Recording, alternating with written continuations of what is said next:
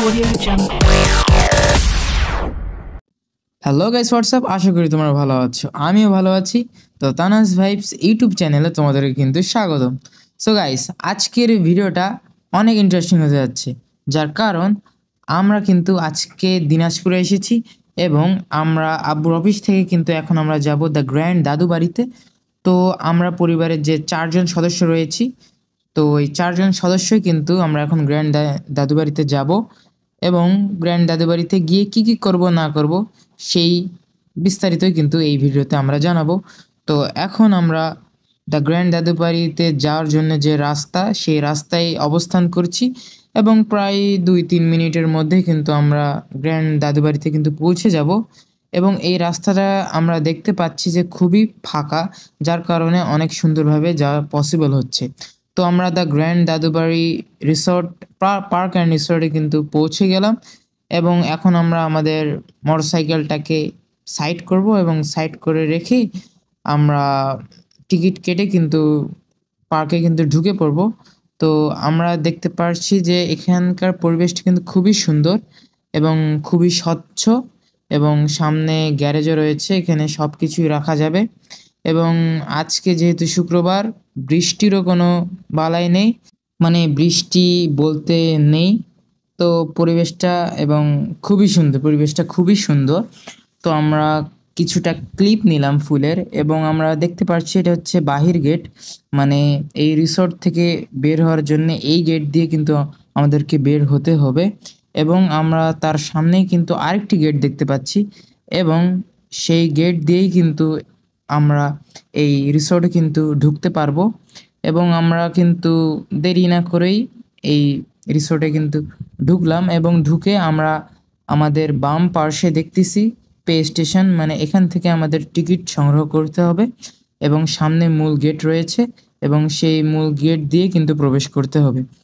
তো আমরা এখন 4টা টিকিট কেটে নিলাম এবং 4টা টিকিটের সঙ্গে আমাদের 4টা কয়েন দিয়ে দিছে এবং 4টা কয়েন দেওয়ার কারণ আছে। সেই কারণটা হচ্ছে আমরা যখন এই গেট দিয়ে ঢুকবো তখন কয়েনটা দিলেই আমাদের গেট মানে ওপেন হয়ে যাবে। তো তারপরে কিন্তু আমরা এখানে ঢুকতে পারবো বা প্রবেশ করতে পারবো। তো আমরা কিন্তু প্রবেশ করলাম এবং প্রবেশ করেই কিন্তু দেখতেছি এখানকার পরিবেশটা খুবই সুন্দর এবং আমাকে মনোমুগ্ধকর করেছে। তো এখানে বড় অক্ষরে গ্র্যান্ড দাদুবাড়ি লেখাটা দেখলাম। তো এখানকার আশপাশ পরিবেশ খুবই সুন্দর, তার কারণ হচ্ছে এখানে কোনো কোলাহল বা যানজট কোনো আওয়াজে নেই এবং প্রাকৃতির সব কিছুই এখানে রয়েছে। তো আমরা একটা গলি দিয়ে কিন্তু হাঁটা শুরু করলাম এবং আমাদের 2 ধারেই কিন্তু গাছপালা দিয়ে ভর্তি এবং আমরা বাম পাশে দেখতে পাচ্ছি একটা বড় গাছ। এখানে কিন্তু আরো অনেক অনেক গাছ রয়েছে। এই পার্কটি যখন তৈরি করা হয়েছে তখন গাছ না কেটে এখানে সংরক্ষণ করার মাধ্যমে কিন্তু এই পার্কটি গঠিত হয়েছে। তো আমরা একটা ক্লিপ নিলাম এবং আমরা একটু সামনে গিয়েই দেখতে পেলাম যে একটা স্পেস হোম এখনো এটি হচ্ছে মানে তৈরি হয়নি, কাজ চলমান রয়েছে। তো আমরা আমাদের ডান পাশে দেখছি থান্ডার ইন প্যারাডাইস, মানে এটা হচ্ছে সুইমিং পুল। এখানে প্রাপ্তবয়স্ক মানে ছোট বাচ্চা থেকে প্রাপ্তবয়স্ক পর্যন্ত এখানে সবাই কিন্তু সুইমিং করতে পারবে। এর টিকিট সম্ভবত 150 টাকা। তো আমরা না ঢুকে আমরা আবারও সেই রাস্তায় হাঁটতেছি এবং রাস্তার বাম পাশে দেখতেছি পুরো একটা মাঠ ফাঁকা। এই মাঠ মানে এরকম মাঠ আমি খুব কমই দেখছি এবং খুবই ভাল লাগলো। তো তারপরে আমরা বামে একটা দেখতেছি যে জেনারেল হল, মানে এখন এটা তৈরি হয়নি। আর কিছুদিন পরের মধ্যেই কিন্তু এটি তৈরি হয়ে যাবে। তো আমরা তার ডান পাশে দেখতে পেলাম শৌচাগার। তো শৌচাগার বলতে বোঝানো হয় টয়লেটকে, এটি আমি প্রথম জানলাম। তো জেনে ভাল লাগলো শৌচাগার। তো এখানেও কিন্তু অনেক ফাঁকা পরিবেশ রয়েছে, সবুজ গাছ এবং বড় বড় গাছ দ্বারা বেষ্টিত এই পার্কটি এবং খুবই ভালো লাগলো এখানকার পরিবেশটাকে।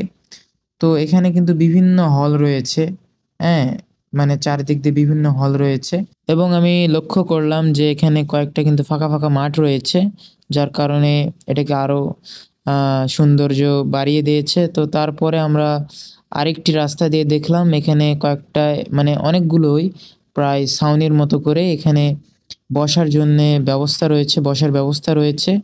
তো এখানে অনেকগুলোই রয়েছে প্রায়, এখনও মানে কাজ চলমান রয়েছে। তারপর আমরা একটু এগিয়ে গেলাম, গিয়ে দেখলাম সামনে পুকুরের মতো একটা জায়গা এবং এখানে অনেকগুলো লোকই ছিল, এখন আপাতত নেই।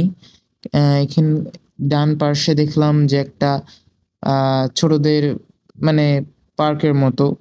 তো তারপরে আমরা আবারও একটি রাস্তাতে গেলাম এবং দেখলাম যে সামনে কিডস জোন। তো এখনও এটার মানে তৈরি হয়নি, মানে নতুন তো এই জন্যে কাজ এখনও সবেরই চলমান। এখানে রেস্ট হাউস মানে থাকার জন্যে ব্যবস্থা রয়েছে। তো রাস্তার ধারে আমি একটু কয়েকটা, এগুলা মনে হয় ফুলের গাছ। তো এগুলা কি গাছ তো আমি জানি না, কমেন্টে জানাবেন। তারপর আমরা একটা নোটিশের মতো কি জানি দেখতে পেলাম।